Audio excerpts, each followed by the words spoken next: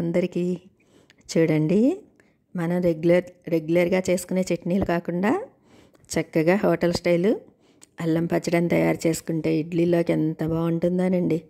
దానికి కావలసిన పదార్థాలు ఏంటో చెప్పి మీకు తయారు చేసే విధానం కూడా చూపిస్తాను చూడండి.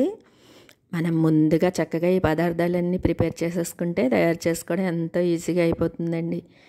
మనం మొదట ఎండుమిర్చిని ఒక 10 కాయలను తీసుకుని చిన్న చిన్న ముక్కలుగా చేసేసుకోవాలండి.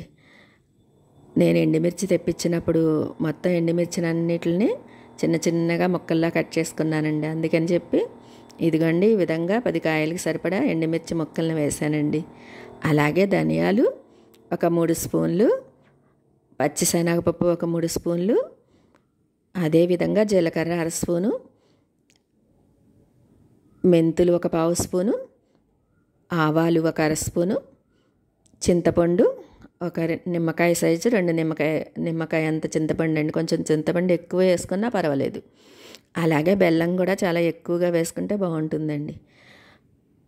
ఇది అల్లం పచ్చడి కదండి, అందుకని చెప్పి అల్లాన్ని చక్కగా ఒక చిన్న చిన్న ముక్కలను 10 ముక్కలు వేసానండి.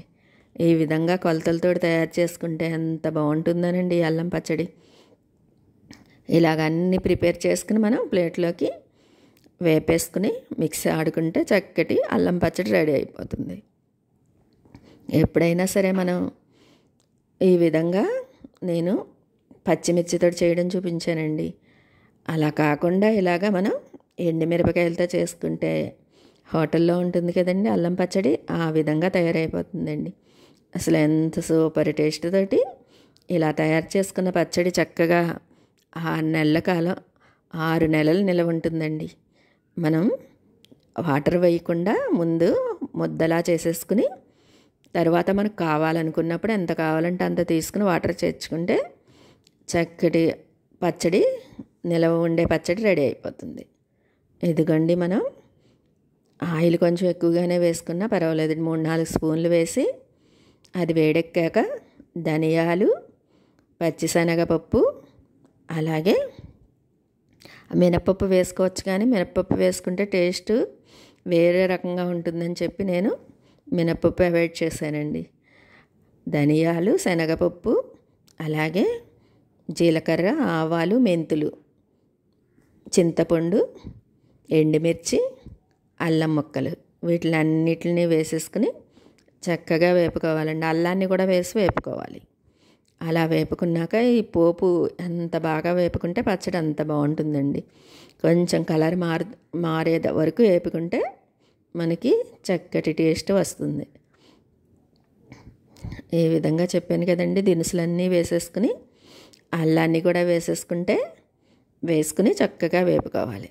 వేడివేడిగా ఉన్నప్పుడే దీన్ని మనం దాని మీద చింతపండు ఎప్పుడైనా సరే కడిగి ఆరబెట్టి వేసుకుంటే మనకి బాగుంటుందండి. అలాగే బెల్లాన్ని కూడా చిన్న చిన్న ముక్కలుగా చేసేసి దానిపైన వేసేస్తే మనకి టేస్ట్ చాలా బాగుంటుంది.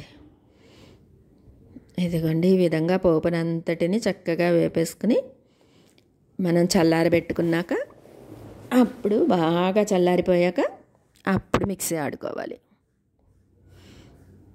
ఈ విధంగా కొంచెం ఎక్కువసేపు పట్టినా కూడా మనం నిదానంగా సిమ్లో పెట్టుకుని చక్కగా వేపుకోవాలి. ఈ పోపు ఎంత బాగా వేగితే పచ్చడి అంత టేస్ట్గా ఉంటుందండి. ఇదిగోండి ఈ విధంగా పోపు అంతా వేగిపోయి మనం చల్లారబెట్టుకున్నాక చూడండి కలరు ఎంతలా ఉన్నదో ఆ విధంగా మనం పోపుని వేపుకోవాలి. ఇలా అన్నీ చల్లారబెట్టేసుకుని మిక్సీలో మొత్తం అన్నీ చేర్చేసుకోవచ్చండి. అన్నీ చేర్చేసుకుని మనం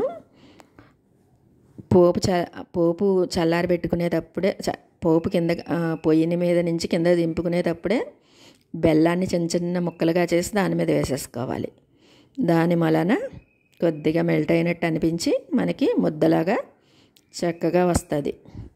ఈ విధంగా మొత్తం అన్నీ చేర్చేసుకుని చింతపండుని కూడా మనం పోపు మీద పెట్టేసుకుని తర్వాత బెల్లాన్ని కూడా వేసేసుకుని చల్లారబెట్టాక అప్పుడు ఈ మిశ్రమాన్ని అంతటిని మిక్సీ ఆడేసుకుంటే ఎంత చక్కటి పచ్చడి రెడీ అయిపోతుందోనండి.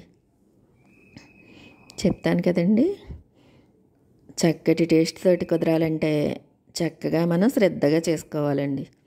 ఈ విధంగా తయారైన మిశ్రమాన్నిటిని మిక్సీ జార్లో వేసేసుకుని మనం బాగా ముద్దలా అయిపోతుందండి. దాన్ని మనం అసలు ఒక్క చుక్క కూడా నీరు వేయకూడదు. మనం చింతపండు అలాగే బెల్లం వేసాం కదండి, దానివల్ల చాలా ముద్దగా అయిపోతుంది. ఇలా తయారైన ముద్దని మనం ఒక ఒక కంటైనర్లో స్టోర్ చేసుకుని ఇదిగోండి ఎప్పుడు కావాలనుకుంటే అప్పుడు మనం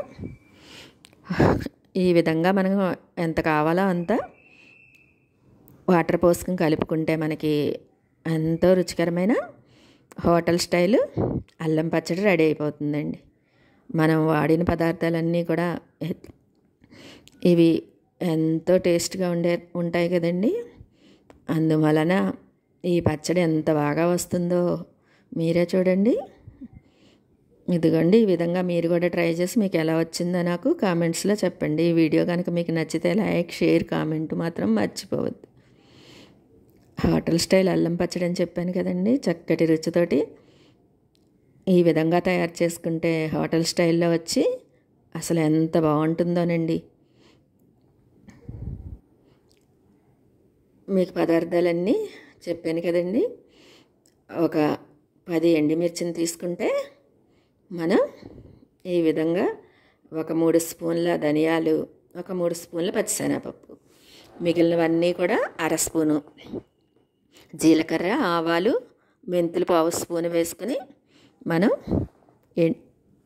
చింతపండుని ఒక నిమ్మకాయ సైజు రెండు నిమ్మకాయల సైజు వేసుకుంటే, బెల్లం కూడా కొద్దిగా ఎక్కువ వేసుకుని, అల్లం పచ్చడి కదండి అందుకని చెప్పి అల్లం కూడా ఒక 10 ముక్కలు, చిన్న చిన్న ముక్కలు 10 ముక్కలు వేసుకోవాలి.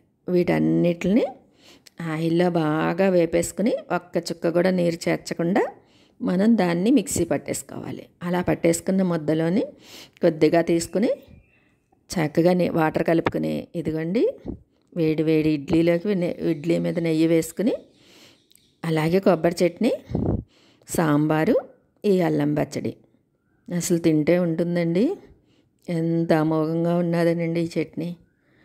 మీరు కూడా ఒక్కసారి ట్రై చేయండి. ట్రై చేసి మీకు ఎలా వచ్చిందో నాకు కామెంట్స్లో చెప్పండి. సూపర్గా ఉన్నాయండి, సూపర్గా ఉన్నది ఈ పచ్చడి. ఈ వీడియో కనుక మీకు నచ్చితే లైక్, షేర్, కామెంట్ మాత్రం మర్చిపోవద్దు. Thank you.